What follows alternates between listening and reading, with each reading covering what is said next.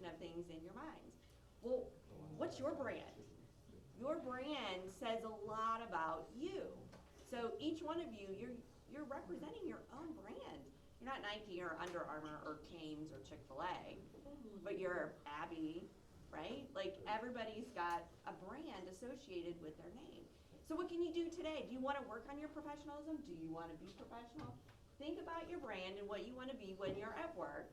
And we already talked about at the beginning, Katie, who was like all tatted up and wore her Spider-Man hat to work.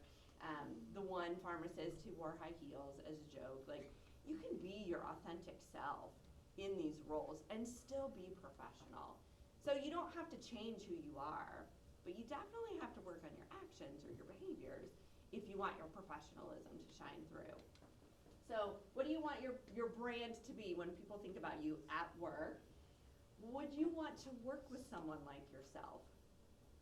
That's another big one that we ask residents when they're applying for a residency program. When you think about, okay, if I went into work today, if I was working with so-and-so or this other person, would I be freaking miserable? If the answer is yes, then you don't want to be like that. You want to be like the person who's over there, oh my gosh, I'm so grateful that you're working today with me because you're awesome, you rock. Like that's probably who you want to be. Well, that's what you want to work towards. And if you want to change things, you need to start working on it. It takes baby steps. It's not something that you can change overnight. Think about a brand, let's say, that really struggled. I'm gonna pick on Target for a second, because Target really has changed its brand a lot over the years. You know, Target was just like every other Meijer, Walmart, yeah, Kmart, like they were like everybody else. They had, you know, clothes for sale, they had, you know, electronics for sale, toys, food, a little bit of everything. But over the years, Target really worked on their brand. They started carrying different things that nobody else had. They started advertising like nobody else did. It takes time, but they worked on and changed their brand. So can you guys do that? Absolutely you can. So whatever, if you think about your professionalism today and you think, oh, maybe I need to step it up a notch, you absolutely can. It takes time. Think about it. And then just make steps toward changing it. What kind of questions do you guys have for me? Ms. Potter said you guys are required to come up with questions, so I left a bunch of time at the end for questions. Yeah. Are there any schools that like specialize in, like, is there any schools that you would recommend going to over any others? For pharmacy? Oh, that is such a good question because they're all very unique and they're all very different. I guess it depends what you're looking for. I graduated from Ohio Northern University in Ada, which is just about an hour north of here. I picked it because, like I said, I would be done in 6 years. Remember I said some colleges for pharmacy you're done in 6, some you're done in 8. There was no way I wanted to spend 8 years in school. I thought 6 was too long. Like, I wanted something really that I was gonna be out in 4, but pharmacy just kind of called to me, so I was like, all right, I'm gonna go for pharmacy, but I'm gonna pick where I can get out the soonest. So I picked Ohio Northern. Ohio State is a great example of a college that takes 8 years because they require that you have a 4-year degree first, and then you go to pharmacy school for 4 years after that. So it's just a little bit different. Ohio State, I mean, hello, the Ohio State University as a brand has a phenomenal reputation. If that's where you want to go, that's okay too. I don't think any one pharmacy school is that much better than another. So it's the other things, not just the education, but the other things surrounding where you would pick to go for pharmacy school, I would think would make a difference in your selection. Yeah? Do you have to use like discipline and teamwork in your job? Yes, definitely, I do. You have to be very disciplined. We have a lot of tasks that we have to complete in a certain time frame. Think about it. If you're sick and you go to the pharmacy to pick up your meds, do you really want to wait like 2 days to get those meds? No. You want them like 20 minutes max, maybe 30. You're like feeling really generous, and you want to give them some extra time, but you want your stuff, you want it now, you're not feeling good. Yeah, you have to have a lot of discipline to stay on task. What was the other thing you said? Discipline and what else? Teamwork. Oh yeah, teamwork definitely requires a lot of teamwork because you can't do everything all by yourself. If you've been to CVS, you know that the phones are ringing, somebody's standing behind the computer, somebody's talking to people at the counter, and somebody's probably driving through the drive-through. Like, you absolutely have to have a lot of teamwork to get the job done by the end of the day. You had a question? Oh, yeah. How do you stay professional even when it's hard? Oh, how do I stay professional even when it's hard? I bite my tongue and I go home and I spill the tea to my family at night. Because, I mean, you can't lose your cool in front of others. Especially, I mentioned I'm a manager. If I lose my cool, then that shows to the rest of my team, you all can use your cool too. But they can't. They've got to keep it together. So I usually just take a deep breath, calm down for a second, switch gears, and then just remember what I would like to complain about and take it home to my family and unload on them.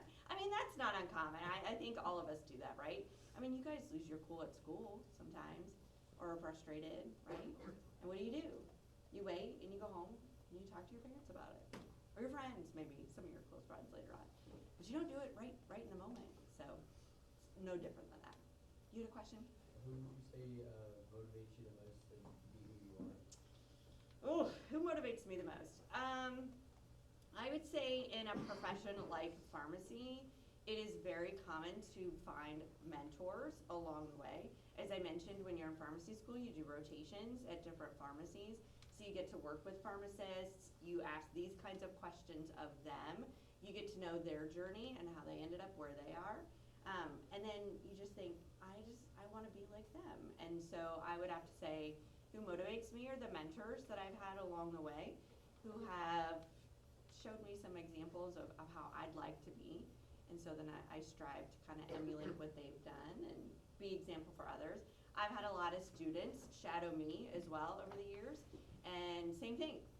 So not only am I working to be just like the mentors that I've had come before me, but then I try to show a good example of the students coming behind me. So in both ways, it kind of helps motivate me to be the best that I can be.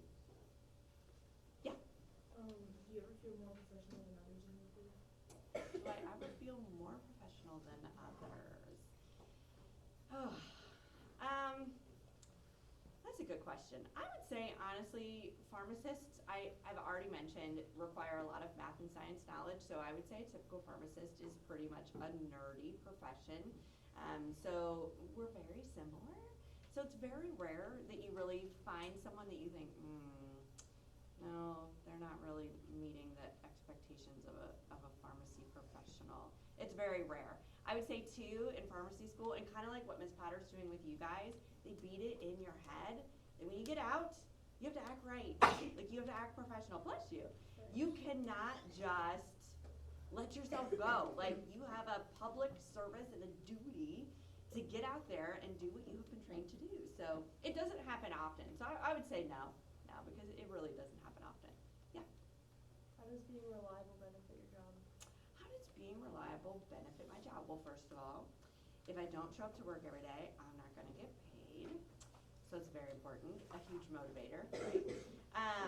So that's number one. Number two, you earn the respect of the doctors and nurses that you work with.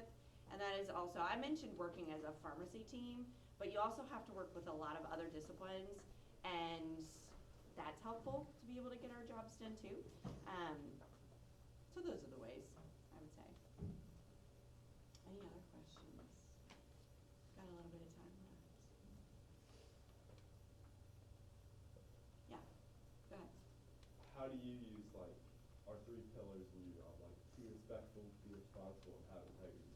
Okay, so how do I use the 3 pillars? So for responsible, again, very similar to the reliability piece. Show up to work on time. I promise to do what I say that I'm going to do. I finish all my tasks to the best of my ability. What's the second one after responsible? Respectful. Respectful. If I do not treat my patients with respect, do you think they're gonna trust anything that comes on my mouth? Absolutely not. Same thing with my coworkers.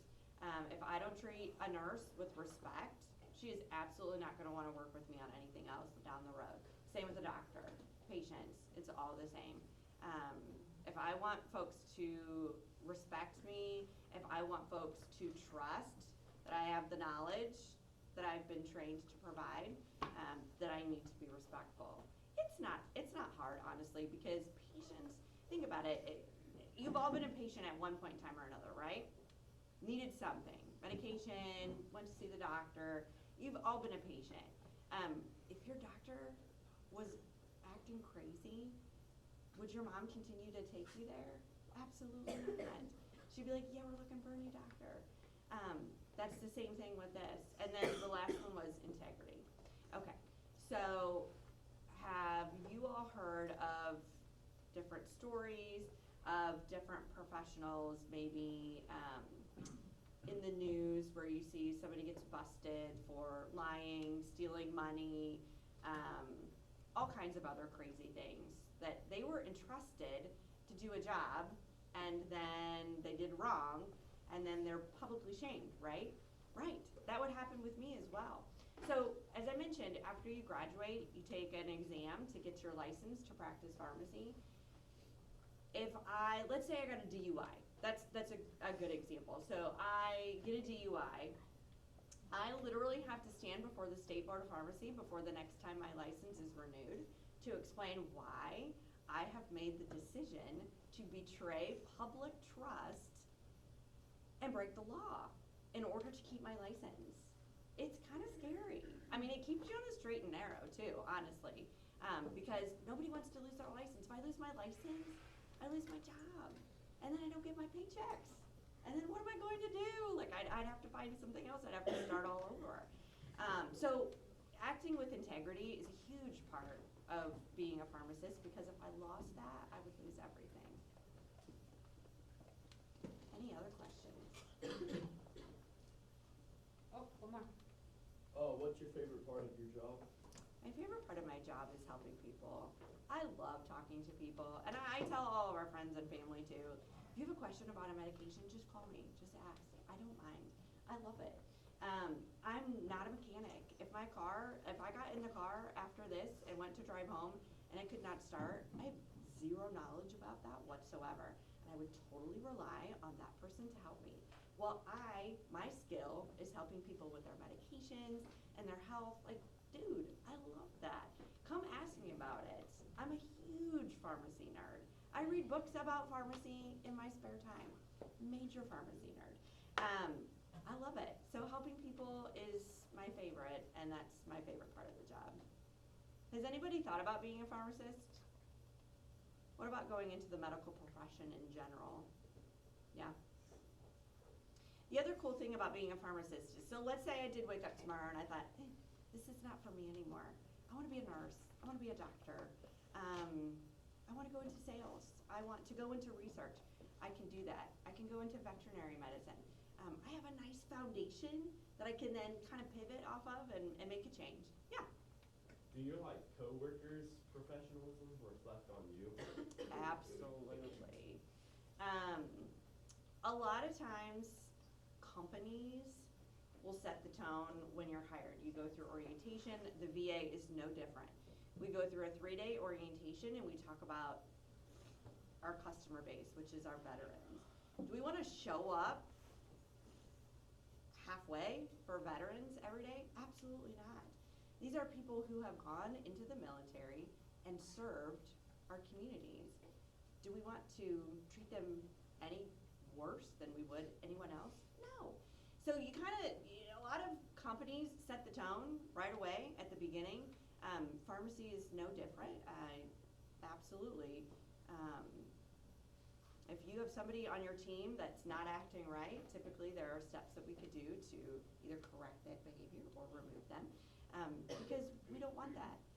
It's not just about your personal brand, but it's also about your company or your organization's personal brand. When you think of a veterans hospital, would you think of crappy care? No, you would think that they'd be giving good care. Well, what's required for that? People have to show up, people have to do their jobs, people have to do them well. And if they're not, they're gonna have to go. Good question.